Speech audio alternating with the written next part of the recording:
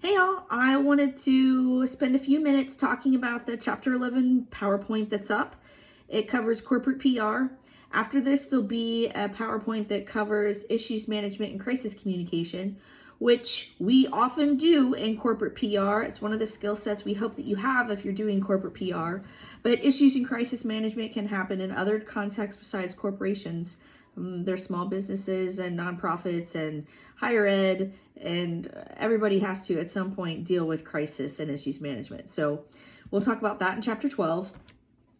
For chapter 11, we talk about what a corporation is, what corporate PR entails, and then within corporate PR, there's three different areas. There's investor relations, consumer relations, and community relations. So the PowerPoint spends some time unpacking what some of these things mean, which you also cover in your reading a little bit.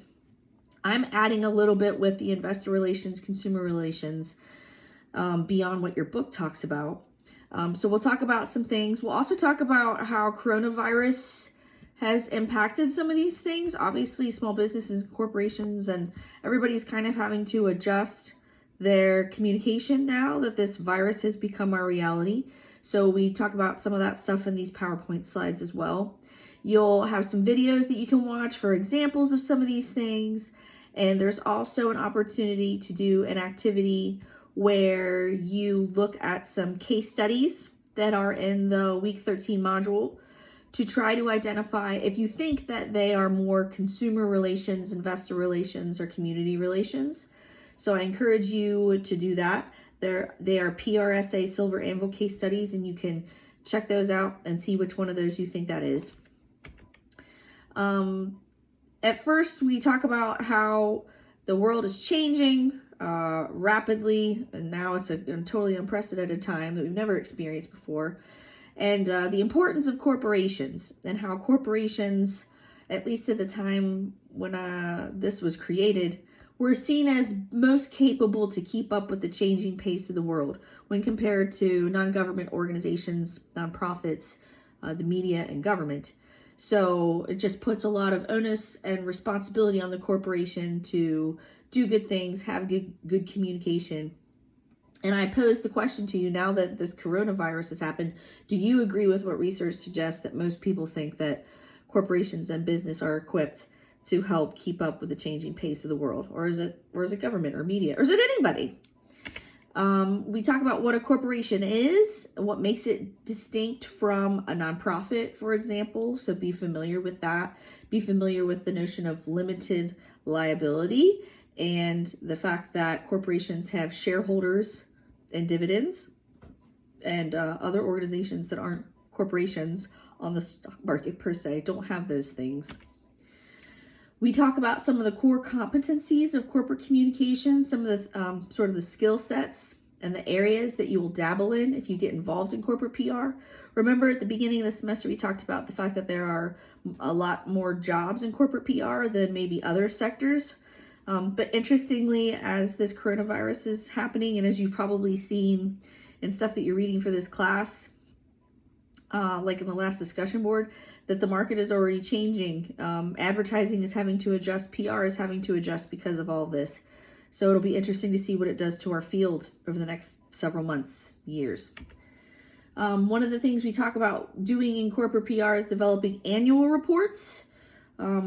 You will want to check out and see what an annual report is. Essentially, it's a document that corporations put out every year that talks about what they've been up to, the money they've made, the profits they've made. It's a document that they are legally required to put out. It's a chance for CEOs to send message to their stockholders and their investors, and it helps them establish their credibility that they're a sound company, they're doing good things, making good choices. Nicely created. They spend money on these digital production, graphic design. They're often on their websites. Sometimes they mail them. And here I suggest that you click on some websites and look at some examples of annual reports, and see if you can maybe get on the internet and find companies that you're interested in, and get in their newsrooms, which we'll talk about here in a second, and check out their annual reports, because you could be responsible for creating those kinds of documents in the future. and be familiar with those. We also develop newsroom content. We talk about what a newsroom is. It's a place on a website where companies can put information that they want people to know. It's controlled. Remember PESO, paid, earned, shared, owned. It's owned content where consumers and journalists and investors and whoever else can go to the website and learn what they want. It has news releases and other content. I suggest here that you click on and see some examples of newsrooms. I suggest you explore a newsroom so you get familiar with what those look like. You may have organizations that you interact with that don't have newsrooms. Well, they probably need one. We talk about 3 different areas of corporate PR: investor relations, consumer relations, and community relations.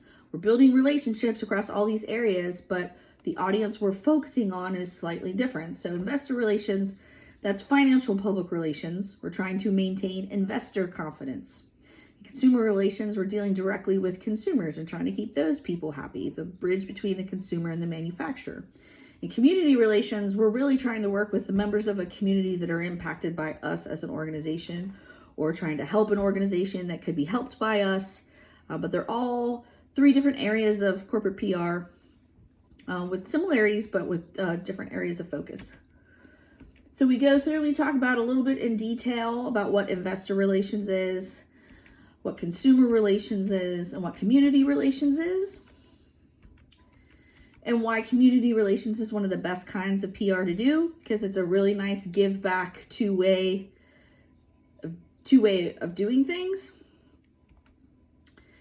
We talk about why you would use community relations. For example, if your company's going to move and relocate, that's a problem that you're going to want to deal with and communicate about. If you change, if your organization closes, when there's a need in a community. So if you discover in Cincinnati that there is a high infant mortality death rate, and you as a company can offer education to families so that they can protect their babies so that they aren't born prematurely or have a high infant death rate, you can offer a service and give back to the community in that way. Like the community has a need, your company can fulfill that need, and you genuinely help them out. You'll see in a couple slides some videos you can watch, like Tide Loads of Hope. Tide will go into the communities that have natural disasters or hurricanes, for example, when their power is out and they can't clean their clothes, and they'll take these big trucks with washers and dryers so people can do their laundry for free and charge their cell phones. So there's a clear need there where community relations can be done. If it makes sense for your brand to do the partnership, or if your brand or your reputation is in trouble and you're thinking, how can we make ourselves look better? So let's get involved with the community and help them out somehow. Sometimes helping folks out and doing corporate PR means doing corporate social responsibility. So giving back to the community in some way. And the community benefits, but there's also other benefits of doing corporate CSR. And there's a whole slide that talks about benefits of CSR, including maybe you can get more business. Maybe you can attract new workforce people. Maybe you can get new funding opportunities. Maybe it will save you money. But there's all kinds of benefits to doing corporate social responsibility, which is another part of corporate PR. And we ask the question, when it comes to corporate PR or community relations, how can you know if a company really cares or if it's all just lip service? And we talk about greenwashing and pinkwashing. Check out those definitions, be familiar with those. There's a video you can watch that demonstrates what pinkwashing is. And I also contemplate the possibility of corona washing. Now that all this is going on, I wonder about companies capitalizing on consumer fear and making themselves seem like their products really help consumers be protected by the virus, or just trying to capitalize on this time of crisis and make your brand look good. I have an article on that slide linked that talks about how advertising is changing now because of the coronavirus, and companies are really trying to be careful and delicate about not seeming like they're taking advantage of the situation, but also still trying to be there for the consumers. So it's a kind of a tight line to toe. So think about that, how Corona is affecting how all of our advertising and marketing is happening now. There's some videos that you can watch that ask you to click, and I ask you to click on one or more, however many you want to watch, but they are ads, and I'm asking you how authentic or genuine they seem to be. They're essentially corporate social responsibility, community relations kinds of ads. There's one from Ford that's around the corona epidemic, another one from Budweiser that's from corona. There's that Tide Loads of Hope I was telling you about. There's one that has to do with Charlotte, and P&G Thank You Mom. Check out some of those and see what you think. Are they genuine?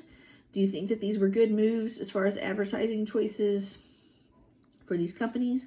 Why or why not? There's other names for community relations. I just recap for you what investor, consumer, and community relations are. And then at the end, I encourage you to go into the case studies activity where you can access 4 different case studies in the week 13 module and decide if you think that they are community relations, consumer relations, or investor relations. And there's a little matching quiz that you can check out in the slides. So yeah, just gives you a little bit of flavor of corporate PR. And it leads nicely into our next section on crisis management and issues management. So that's it for now. More soon.